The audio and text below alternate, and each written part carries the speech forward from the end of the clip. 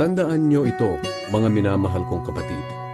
Dapat maging handa kayo sa pakikinig, dahan-dahan sa pananalita, at huwag agad magagalit. Sapagkat ang galit ay hindi nakakatulong sa tao para maging matuwid sa paningin ng Diyos. Kaya talikuran nyo na ang lahat ng kasamaan at maruruming gawain, at tanggapin na may pagpapakumbaba ang salita ng Diyos na itinanim sa inyong puso na siyang makapagliligtas sa inyo.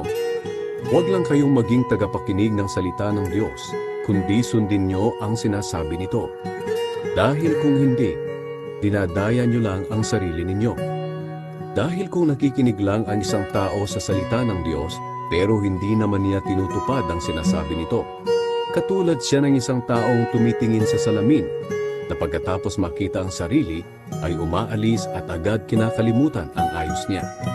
Ngunit ang taong nagsasaliksik at tumutupad sa kautosang ganap na nagpapalaya at hindi tagapakinig lang na nakakalimot agad, ay ang taong pagpapalain ng Diyos sa mga ginagawa niya. Kung may nag-aakalang siya ay relihiyoso pero hindi naman magawang pigilan ang dila niya, walang silbi ang pagiging relihiyoso niya at niloloko lang niya ang kanyang sarili.